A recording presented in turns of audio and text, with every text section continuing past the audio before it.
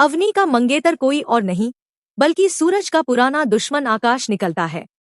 अवनी को आकाश के चंगुल से बचाने के लिए सूरज ऐसी कुर्बानी देता है जिसे देखकर हर कोई हैरान रह जाता है। ईशा और सूरज के रिश्ते के बीच अवनी बार बार मुसीबत बनकर खड़ी हो जाती है। ईशा और सूरज शांति से महादेव की पूजा कर सकें, इसलिए काव्या और खुशबू भाभी मिलकर अवनी को कुछ समय के लिए घर से बाहर भेजने का प्लान बनाती हैं। लेकिन उन्हें बिल्कुल भी अंदाजा नहीं होता कि उनका यही प्लान सूरज पर एक और बड़ा आरोप लगाने की वजह बन जाएगा। काव्या अवनी के पास जाकर कहती है कि घर के बाहर सूरज उसका इंतजार कर रहा है ताकि दोनों मिलकर सावन की पूजा पूरी कर सकें। यह सुनते ही अवनी खुशी से फूली नहीं समाती और तुरंत घर से बाहर निकल जाती है। लेकिन उसे क्या पता कि घर के बाहर उसका इंतजार सूरज नहीं बल्कि एक रावण कर रहा है। वह रावण कोई और नहीं बल्कि आईपीएस आकाश है, जो लंबे समय बाद एक नए मकसद के साथ वापस लौटा है। एक समय ऐसा था जब अवनी आदित्य के साथ भाग गई थी, लेकिन उसके परिवार ने उसकी शादी आकाश से तय कर दी थी। दोनों की सगाई भी हो चुकी थी। अब आकाश को सूरज से अपना पुराना हिसाब चुकाने का सुनहरा मौका मिल गया है। अगर आज अवनी को जरा सी भी चोट आती है तो उसका पूरा इल्जाम सूरज पर लगाया जाएगा।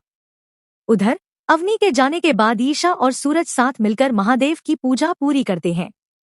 लेकिन जब काफी देर तक अवनी कहीं दिखाई नहीं देती तो सूरज को शक होने लगता है कि कुछ गड़बड़ है।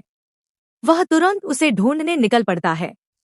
दूसरी तरफ अवनी दादा भाई के इलाके से बाहर खड़ी होकर इस उम्मीद में सूरज का इंतजार कर रही होती है कि वह आएगा, उसका श्रृंगार करेगा और उसके साथ सावन की पूजा करेगा। तभी आकाश अपना चेहरा एक बड़ी शॉल से ढककर वहां पहुंचता है। अवनी उसे सूरज समझ लेती है क्योंकि उसे लगता है कि सूरज सबसे छिपकर उससे मिलने आया है। आकाश उसका हाथ पकड़कर अपने साथ ले जाने लगता है। प्यार में अंधी हो चुकी अवनी यह तक भूल जाती है कि सूरज ब्रह्मचारी है और किसी दूसरी औरत को छू भी नहीं सकता। इसी बीच सूरज से पहले ईशा वहां पहुंच जाती है। वह आकाश के सामने चट्टान बनकर खड़ी हो जाती है और कहती है, मैं अपने पति के चरित्र पर कभी भी लांछन नहीं लगने दूंगी।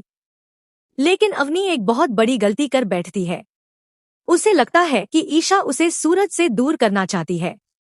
इसी गलतफहमी में वह ईशा को धोखा देकर आकाश के साथ चली जाती है।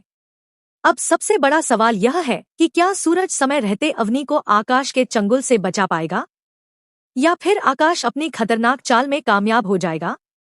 अगर आप भी चाहते हैं कि सूरज हर हाल में आकाश की साजिश को नाकाम करे तो अभी वीडियो को लाइक करें, चैनल को सब्सक्राइब करें और कमेंट में हर हर महादेव जरूर लिखें। ऐसी ही दमदार अपडेट्स सबसे पहले पाने के लिए हमारे साथ जुड़े रहिए।